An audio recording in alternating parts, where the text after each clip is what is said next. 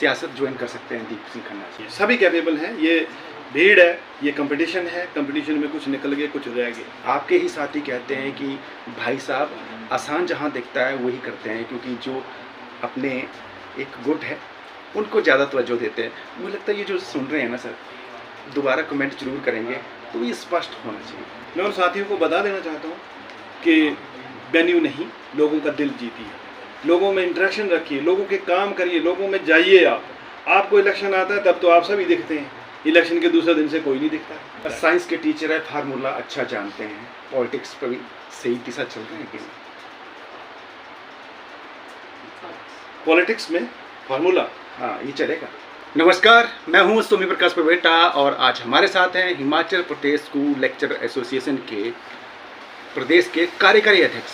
पहली बार इस तरह का मौका मिला है तो बहुत बड़ी उपलब्धि है चंबा के लिए। उम्मीदें बहुत हैं। नाम है दीप सिंह खन्ना। हमने यहाँ पर इंटरव्यू लिया था पिछली बार भी इनका। उस time Himachal Pradesh school lecture association के जिला प्रवक्ता संघ के जो चुनाव होने थे, उस वक्त बहुत सी चर्चाएं भी थी, वेन्यू को लेकर चर्चा थी कि यहाँ रखा वहाँ रखा। मुझे लगता है जब चर्चाएं शुरू होती है तो उसको विराम तभी मिलता है जब जवाब मिलता है। इन्होंने जवाब दिया था, उसके बाद जो चर्चाएं थी वो गौण हुई। उसके बाद अब चर्चा फिर से शुरू हुई है, क्योंकि प्रदेश के कार्यकारी अध्यक्ष बने हैं और वो चंबा से बने हैं दीप सिंह खन्ना जी।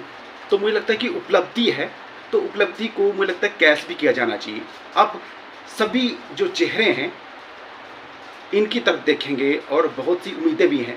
पहले तो स्वागत है जी आपका। थैंक यू वेरी मच बेटा जी, आपका भी स्वागत है और सभी टाइम्स ऑफ चंबा के भी जितने भी दर्शक हैं उनका भी स्वागत है कि आप लोग हमें सुन रहे हैं। और हमारे बेटा जी आज की जो हमारी ये वार्ता है उसमें अपना जो भी हमारा पक्ष होगा हम इनके समक्ष रखेंगे। अच्छा, मैं पहले यही से शुरुआत करूँगा। कभी आपने सोचा था कि जो ओहदा आपको मिला है वो मिल पाएगा? देखिए जी, ऐसा है कि ये सब जब मैं बात करूँगा, चाहे वो एक अपर लेवल की पॉलिटिक्स हो, चाहे वो एक शिक्षक राजनीति की बात हो, तो इसमें सारी अनिश्चितताएं जो है वो बनी रहती हैं, संभावनाएं भी बनी रहती हैं। लेकिन कई बार ऐसा होता है कि हम लोग ज़्यादा महत्वाकांक्षी हो जाते हैं, इस तरीके की भी संभावना होती है। लेकिन मैं कहना चाहूँगा कि जहाँ तक हिमाचल प्रदेश स्कूल प्रवक्ता संघ के चुनावों की बात है, तो मुझे इस सफ़र में हिमाचल प्रदेश स्कूल प्रवक्ता संघ के सफ़र में लगभग कुल मिला के करियर के हिसाब से बताऊँ 23 साल हो गए। अगर मैं स्कूल प्रवक्ता संघ में एज ए डिस्ट्रिक्ट प्रेसिडेंट की बात करूँ तो डिस्ट्रिक्ट प्रेसिडेंट भी मैंने 2014 से ये सफ़र शुरू किया था। और अभी जो हाल ही में हमारे त्रैवार्षिक चुनाव संपन्न हुए 2025-28 के लिए जो कार्यकारिणी बनी, तो ये सारा कार्यक्रम जो था वो शेड्यूल पहले भी डिस्कस हुआ था आपके साथ कि government senior secondary school boys Sundarnagar में संपन्न हुआ अभी 25 मई को। तो वहाँ पर कई बार अनिश्चितताओं का जो दौर है वो बना रहता है।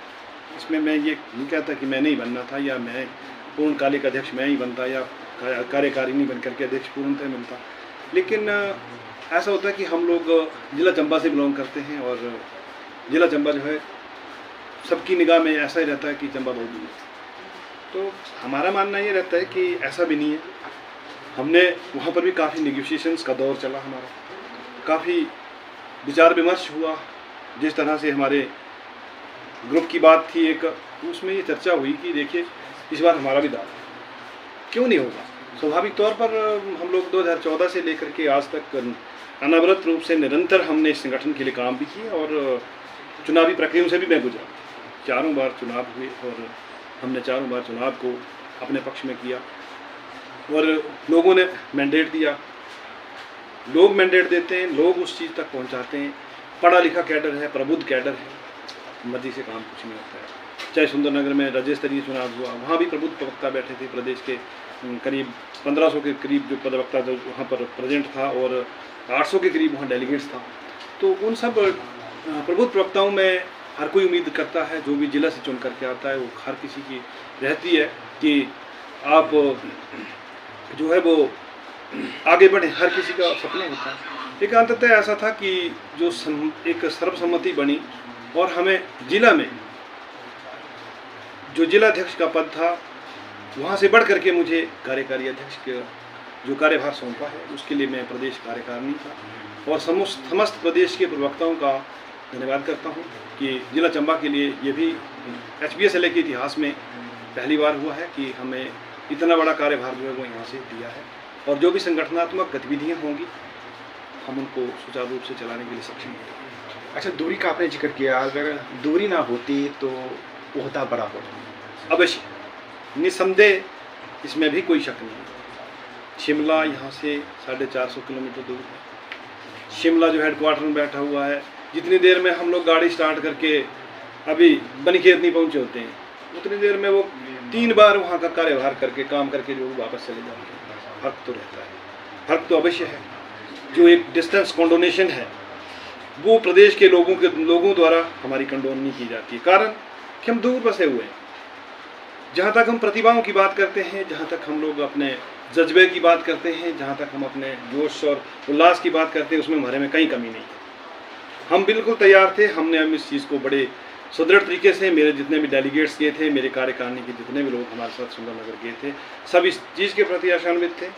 लेकिन वही बात सामने आ जाती है फिर से, जो मैंने रिपीट की, कि जो डिस्टेंस है हमारे लिए एक बाधा बना हुआ है और ये कभी ख़त्म नहीं होगा। मुझे इतना कार्यभार दिया है, मैं उसमें भी अच्छा करने की कोशिश करूँगा। प्रदेश के प्रवक्ताओं के हितों की बात को सरकार के समक्ष एक अच्छे ढंग से प्रस्तुत करने की पूरी कोशिश रहेगी। अच्छा, क्योंकि जब इस तरह के ओहदे मिलते हैं तो कहीं ना कहीं राजनीति पर नज़र रहती है, तो दीप सिंह खन्ना की नज़र पॉलिटिक्स पर है कि नहीं? देखिए, ये एक बहुत बड़ा प्रश्न है, ये कम नहीं है। इस प्रश्न में मेरा सीधा सा प्रश्न है कि मैं अभी एक सरकारी कर्मचारी हूँ और एक शिक्षक राजनीति में हूँ। काफ़ी लंबे समय से हम लोग शिक्षक राजनीति में हैं। मेरे सभी साथियों का भी जो ध्येय है वो हमारा क्लियर कट सा वर्जन है कि हम लोग शिक्षक हितों की बात करेंगे। जब लोकहित की बात आएगी, जन सेवा की बात आएगी, उसके लिए जब समय बचेगा, लाइफ में मौका मिलेगा, तो उस राजनीति में भी पदार्पण करने का जब हमें जो अवसर मिलेगा, तो वहाँ भी हम पीछे नहीं हटेंगे। जन सेवा के क्षेत्र में भी अवश्य अपना राजनीतिक जो अनुभव होगा यहाँ से गेन को, उसको वहाँ भी प्रयोग करेंगे। मतलब दीप सिंह खन्ना जी राजनीति में फ्यूचर देख सकते हैं? देखिए जी, ये चीज़ें मैंने पहले कहा कि राजनीति जो है अनिश्चितताओं और संभावनाओं का खेल है। इसमें किसी चीज़ को हम लोग एक सुदृढ़ता से या एक निश्चितता से नहीं कह सकते हैं। कारण ये रहता है कि ना जाने भविष्य में कैसी परिस्थितियाँ हों। वर्तमान में हमारा, मैंने पहले कहा कि हमारा अभी जो मेन उद्देश्य है, मेन एम जो गोल है हमारा, वो हमारे प्रवक्ता साथी ने प्रदेश की, अब मुझके ऊपर जैसे प्रदेश की जिम्मेदारी दी गई है, तो हम लोग पहले प्रदेश के अपने हित की बात करेंगे। जब वो समय आएगा तब सेवानिवृत्ति के बाद इस दिशा में जरूर हम लोग अपना पदार्पण कर सकते हैं। अच्छा, रिटायरमेंट के बाद सियासत ज्वाइन कर सकते हैं दीप सिंह खन्ना जी? अवश्य तौर पर, अगर ज़रूरत पड़ेगी, लोगों की जनहित की सेवा की ज़रूरत पड़ेगी, लोग इस तरीके से उसके योग्य समझेंगे, तो अवश्य तौर पर उसमें भी कोई गुरेज नहीं करेंगे। लेकिन अभी मेन फोकस जो है हमारा, मैं शिक्षक हूँ, शिक्षक बन के रहना चाहता हूँ, और शिक्षक राजनीति से जुड़े हुए हैं, शिक्षक मुद्दों को लेकर के हम इस शिक्षक राजनीति में जुड़े हुए हैं, तो हम पहले बात उनकी करूँगा, वो थोड़े आगे की बात है। लेकिन अगर वो समय आएगा तो उसमें उचित समय निर्णय लेंगे। अच्छा, जो शिक्षा का ढांचा वर्तमान दिख रहा है, जो चल रहा है, ठीक चल रहा है? देखिए जी, बिल्कुल। मैं आपको एक चीज़ बताऊं कि जब 1986 की शिक्षा नीति आई थी, तो उस पर भी काफ़ी एक ट्रांजिशन फेज होता है। जब भी नई चीज़ आती है, उसको अडॉप्शन में कुछ ना कुछ दिक्कतें आती हैं। क्लियर कट सी वर्जन है। उस वक्त जब +2 3 सिस्टम हुआ था तो दिक्कत आई थी, लोग उसको एक्सेप्ट करने के लिए तैयार नहीं थे, क्योंकि पहले 10th के बाद मैं बात करूँगा, ग्रेजुएशन के लिए 4 साल लगते थे, अब फिर 5 लगने लग गए। तो कहीं ना कहीं रिजेंटमेंट्स थी, कहीं ना कहीं उस लोगों का, जो लोग सिस्टम में थे, उनको भी एक तरह का एक बड़ा, मतलब उनके लिए भी चैलेंज था, तो लोगों ने उसको भी एक्सेप्ट किया। लेकिन जब प्रेजेंट गवर्नमेंट ने 2020 में नई पॉलिसी इंट्रोड्यूस की, नेशनल न्यू एजुकेशन पॉलिसी 2020 आई, अब ये भी एक ट्रांजिशन फेज है। इस फेज में बहुत सारे आमूल-चूल परिवर्तन जो है वो देखने को मिल रहे हैं। काफ़ी सारी पॉलिसीज़ जो हैं वो उस पर हैं, पाइपलाइन में है। कई पॉलिसीज़ को इम्प्लीमेंट कर दिया गया है। एकाएक सब कुछ नहीं होगा, लोग अभी उसको मानने को तैयार नहीं है। व्यवस्था में बैठे हुए लोगों को भी इस चीज़ की अडॉप्शन में समय लगेगा, चाहे वो उच्च स्तर के अधिकारी हों, चाहे निम्न स्तर के हमारे फील्ड फंक्शनरी हों, उनको भी दिक्कत आ रही है। लेकिन जब समय आएगा उचित तौर पर ये सारी चीज़ें व्यवस्थित होंगी। कई चीज़ों के सिलेबस चेंज होने हैं, कई बोर्ड ऑफ स्टडीज़ में किए हुए हैं, वो चीज़ें आएंगी। कई पॉलिसी जिस तरीके की आई हैं, बाल वाटिका से लेकर के आप देख लो, हिमाचल प्रदेश में एक डायरेक्टरेट बना दिया गया है, तो वो +2 तक सारा एक डायरेक्टरेट में शामिल कर दिया गया है। प्राइमरी फेडरेशन लगातार निरंतर स्ट्राइक पे है, वो भी इस चीज़ करनी चाह रही है। उनकी भी ऑटोनॉमी पे कहीं ना कहीं जो है वो चोट पहुंची है। हम चाहते हैं कि सरकार यथावत रहना देती, लेकिन न्यू एजुकेशन पॉलिसी की वजह से ये सारी चीज़ें आएंगी सामने। तो ऐसा नहीं है, व्यवस्था ठीक हो जाएगी। ऐसा हमारी सरकार, प्रदेश की सरकार भी हमारी बिल्कुल अच्छे ढंग से इसको उस पर ढर्रे पे लाने के लिए पूरी प्रयास कर रही है कि जो कहीं कमियां रही हैं उनको दूर किया जाए। स्कूल बंद हो रहे हैं, कुछ बंद करने की तैयारी चल रही है, वो भी सही है क्या? देखिए जी, जहाँ मैं इसमें सबसे बड़ा इशू जुड़ा हुआ है इनरोलमेंट का। तो कई जगहों पे हमने देखा है कि 20 बच्चे हैं, 8 टीचर हैं। कई जगह पे देखा 500 बच्चे हैं, 4 टीचर हैं, ऐसी भी स्थिति है। तो जहाँ 20 बच्चे हैं, अगर हम इनरोलमेंट का इशू देखेंगे तो इनरोलमेंट में सबसे बड़ा चैलेंज यही हो रहा है कि बहुत सारे विद्यालय जो हैं वो कम इनरोलमेंट वाले हैं, 10 से कम वाले भी हैं। प्राइमरी में तो 5 वाली स्ट्रेंथ भी है, 8 वाली भी है, 15 वाली भी है। क्या कहना चाहेंगे? मेरा मानना ऐसा है कि इसमें सरकार का जो फैसला है ये विद्यालयों को बंद करने का, उस दृष्टिकोण से मैं बिल्कुल सही मानता हूँ। भौगोलिक परिस्थिति से हिसाब से आपको पता है कि मुख्यमंत्री जो रहे हैं पुराने, चाहे वीरभद्र जी रहे हों चाहे और रहे हों, तो उन्होंने दूरी के हिसाब से, ताकि कुछ पॉकेट ऐसे थे, बोलने के लिए तो एक ही पंचायत का एरिया है, लेकिन उसके लिए 8 से 10 किलोमीटर का दायरा लागना पड़ता था, तभी वो स्कूल बनाए थे। तो मुझे लगता है कि वो सोच समझ के तैयार की गई थी पॉलिसी। देखिए, मैं ऐसा मानता हूँ, ठीक है, नो डाउट पूर्व मुख्यमंत्री राजा वीरभद्र सिंह की ये सोच थी कि एक बच्चा भी होगा तो विद्यालय खोला जाएगा और विद्यालय रहेगा। लेकिन आज की जिस तरह से गवर्नमेंट की फाइनेंशियल कॉन्स्टेंट्स हैं, वित्तीय जो एक मतलब कहूँगा मैं कि एक संकट है, या वित्तीय प्रावधानों की इतनी वो नहीं रह गई है, एक औचित्य नहीं रह गया उस तरीके का कि हम लोग जो है वो विद्यालय हर कहीं खोल दें। तो उसके लिए विद्यालय खोलने के पीछे आपको इंफ्रास्ट्रक्चर पूरा देना पड़ेगा। +2 अगर आपने खोलना है तो +2 के लिए आपको पूरे, देखिए, आपके पास इंफ्रास्ट्रक्चर प्रॉपर होना चाहिए, इंक्लूडिंग टीचिंग स्टाफ। अगर वो नहीं है तो उन विद्यालयों को रखने का कोई मतलब नहीं है। बहुत सारे ऐसे विद्यालय हैं जहाँ पर अध्यापक नहीं है और कई जगहों पर रश पड़ा हुआ, भीड़ पड़ी हुई है। अगर हम लोग सिटी के पेरिफेरी में देखेंगे, कहीं किसी भी डिस्ट्रिक्ट में हिमाचल प्रदेश के, वहाँ रश पड़ा हुआ है। जब हम इंटीरियर की बात करते हैं तो इंटीरियर में क्या स्थिति बनी हुई है कि वहाँ टीचर जाते नहीं, वहाँ टीचर कम है, जाने को भी चाह रहे हैं, लेकिन जब होंगे तभी जाएंगे। आज आप प्रदेश अध्यक्ष भी हैं, कार्यकारी, तो मुझे लगता है कि आपकी तरफ से एक जवाब, क्योंकि जो टीचर हैं, हमने देखा है कि सरकारी जॉब चाहिए, लेकिन बच्चे कहाँ पढ़ रहे हैं? प्राइवेट स्कूल में। तो ये भी तो अच्छा नहीं है। देखो जी, प्राइवेटों के लिए मान्यता कौन दे रहा है? प्राइवेट विद्यालयों को मान्यता किसने दी है? सरकार ने दी है। उसके पीछे कौन है? उसके पीछे सरकार है। जहाँ फैसिलिटी होगी, एक तरफ से 2 ही टीचर हैं, दूसरी तरफ से प्राइवेट स्कूल में 8 टीचर हैं, हर क्लास के लिए टीचर है, 5वीं है तो 5 टीचर हैं। जब व्यवस्थाएं सुचारू रूप से होंगी तो मेरे ख्याल में इस तरीके की कोई बात ही नहीं आएगी। हमारे अध्यापक पूरे होंगे, हमारी जो एक भवनों की समस्या है, अगर वो सही होगी तो लोग क्यों जाएंगे प्राइवेट विद्यालयों में? लेकिन रही प्राइवेट स्कूलों की बात, जाएंगे लोग, जब वहाँ फैसिलिटी मिलेगी तो वहाँ जाएंगे। सबका एक राइट है, हमारा भी तो एक कॉन्स्टिट्यूशनल राइट है कि हम लोग उसको कहीं भी अपने बच्चे को जो है पढ़ाएं। मतलब जो सरकारी अध्यापक है, बड़े कम्पिटिटिव एग्जाम दे के आते हैं, और प्राइवेट स्कूल में प्रोफाइल देंगे, खाली होगी पोस्ट आ जाते हैं, तो कैपेबल है सरकारी अध्यापकों से ज़्यादा? नहीं, देखिए जी, ऐसा है कि कैपेबल सब हैं। इस प्रदेश का जो भी टीचर जो है वो जरूरी नहीं किसी कम्पिटिटिव एग्जाम में सेलेक्ट नहीं हुआ तो वो मतलब कैपेबल नहीं है। सभी कैपेबल हैं। ये भीड़ है, ये कंपटीशन है, कंपटीशन में कुछ निकल गए, कुछ रह गए, ऐसा नहीं है। और पढ़ाने की बात है सरकारी स्कूलों के अध्यापकों की, तो उनको भी इस तरीके से ऐसा नहीं सोचना चाहिए। सरकार भी इस दिशा में ऐसा ना सोचे। अगर आपने प्राइवेट स्कूलों को मान्यता दी है, खन्ना जी को गुस्सा तो नहीं आ रहा है जो मैंने सवाल पूछा है? गुस्सा तो नहीं आ रहा? नहीं, देखिए, गुस्सा तो जैसे आप बोल रहे हैं कि सरकारी टीचरों को वहाँ पढ़ाने चाहिए, तो आप वहाँ पढ़ाने के लिए हमें क्या प्रॉब्लम है? हम भी पढ़ा देंगे, लेकिन व्यवस्थाएं सही करो, व्यवस्थाएं सही करो। अगर आपके पास हर क्लास के लिए अध्यापक है तो बिल्कुल ज़रूरी है, हम जाएंगे, हमें पढ़ाने में कोई गुरेज नहीं है। मतलब जो सरकारी अध्यापक जो वो बच्चों को खुली छूट है उनको कि प्राइवेट स्कूलों में पढ़ाएंगे, ऐसी नहीं तो जब संविधान है, सब देश का एक कानून है, क्यों नहीं क्या दिक्कत है उसमें? लेकिन जब जहाँ जिसको फैसिलिटी मिली वो पढ़ाएगा, और पढ़ा रहे लोग। अध्यापकों के ऊपर ही क्यों इस तरीके की कंडीशन?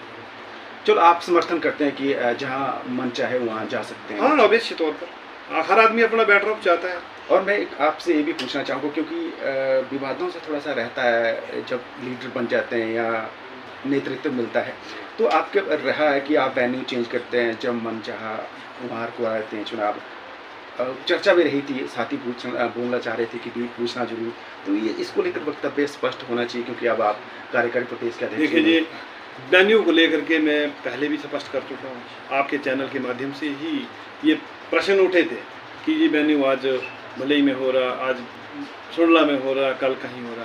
ये सब चीज़ें मेरे ख्याल में एक लोकतांत्रिक व्यवस्था में मायने नहीं रखती है। अगर आपकी एसोसिएशन के प्रति डेडिकेशन है, एसोसिएशन के प्रति आपका सेक्रीफाइस है, तो वेन्यू कहीं भी हो मायने नहीं रखता है। प्रदेश के वेन्यू की बात करूं, सुंदरनगर में था, क्या चंबा वालों के लिए सुंदरनगर सूटेबल था? किसी भी कॉस्ट पे नहीं था। हम चाहते हमारा तो वेन्यू धर्मशाला होना चाहिए था, हमीरपुर होना चाहिए था, हमारे तो सीधा था। ऐसा नहीं होता है, ये लोकतांत्रिक व्यवस्था है और उसमें सारे दृष्टिकोण देखे जाते हैं। चंबा ही नहीं देखना, सिरमौर भी देखना है, किन्नौर भी देखना है। अच्छा, दृष्टिकोण की आपने बात की है, तो हम ना जब ये जो इंटरव्यू चलते हैं तो ऑनलाइन सोशल मीडिया प्लेटफॉर्म पर डालते भी हैं, तो वहाँ पर आपके ही साथी कहते हैं कि भाई साहब आसान जहाँ दिखता है वही करते हैं, क्योंकि जो अपने एक गुट है उनको ज़्यादा तवज्जो देते हैं। मुझे लगता है ये जो सुन रहे हैं ना सर, दोबारा कमेंट जरूर करेंगे, तो ये स्पष्ट होना चाहिए। देखिए जी, हमारा तो मैंने पहले भी कहा कि जहाँ तक वेन्यू के ऊपर हमारे वो प्रश्न उठे थे, मैं उन साथियों को बता देना चाहता हूँ कि वेन्यू नहीं, लोगों का दिल जीती है। लोगों में इंटरेक्शन रखिए, लोगों के काम करिए, लोगों में जाइए। आपको इलेक्शन आता है तब तो आप सभी दिखते हैं, इलेक्शन के दूसरे दिन से कोई नहीं दिखता है, तब कहाँ होते हैं।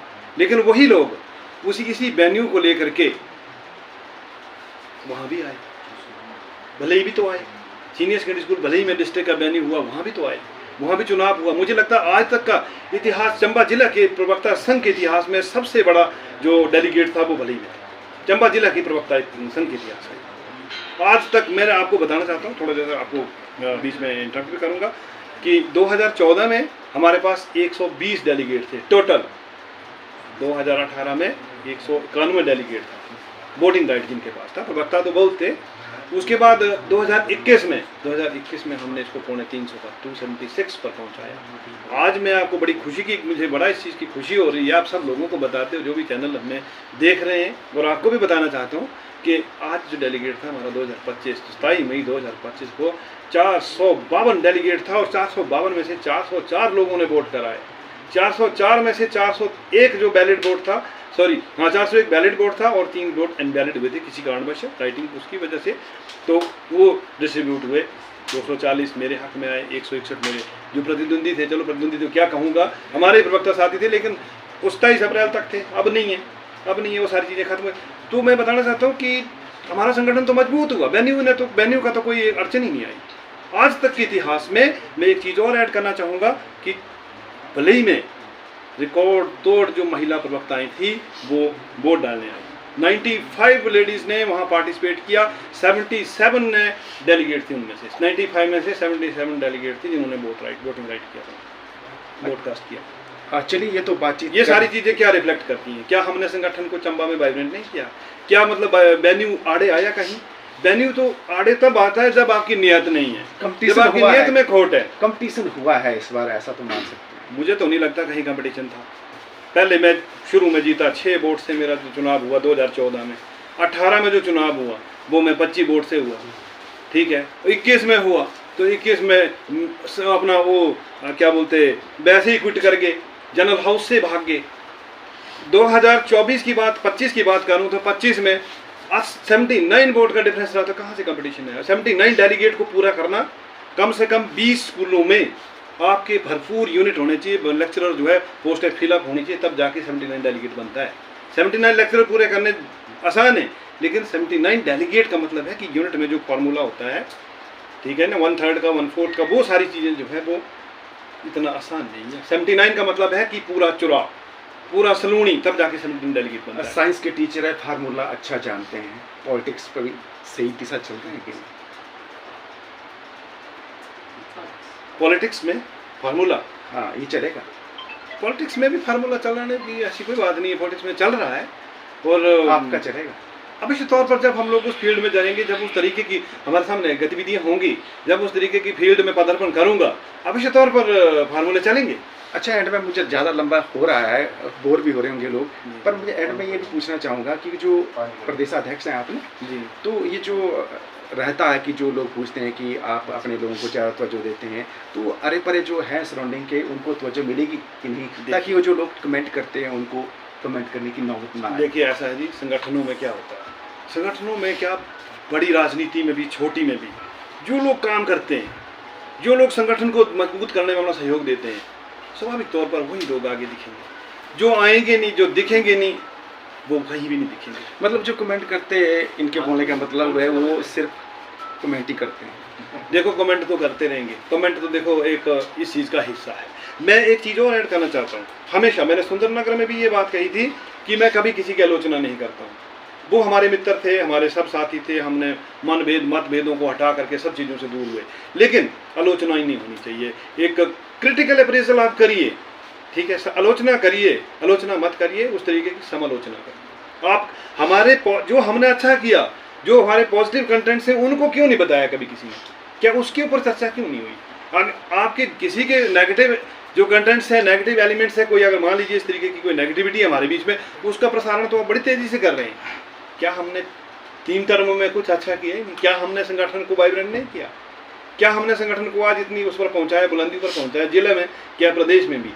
तो क्या उस चीज़ को किसी ने उसके बारे में भी कहा? वो चीज़ भी ध्यान में लाई। ये चीज़ तो दिखती है कि ठीक है जी, ये चीज़ नहीं हुई, वो नहीं हुई, वो चीज़ भी तो दिखनी चाहिए। मतलब समालोचनात्मक दृष्टिकोण हमेशा हर आदमी का होना चाहिए। खन्ना जी को आज मैं चेहरा देख रहा हूँ, मुझे लगता है कि जो पॉलिटिशियन की एक गुण आ जाते हैं जब ना थोड़ा सा ओहदा मिलता है, तो मज़ा आ रहा है बातचीत करने को। पर मुझे लगता है इस इंटरव्यू ज़्यादा लंबा इसलिए नहीं खींच पाऊँगा क्योंकि जो चीज़ें चर्चा हो रही हैं चलती रहनी चाहिए। फ्यूचर में कुछ चर्चाएं और बढ़ेगी तो दोबारा मिलेंगे। बहुत बहुत धन्यवाद। धन्यवाद जी बबेटा जी, आपने समय दिया, धन्यवाद। जय स्कूल प्रवक्ता संघ।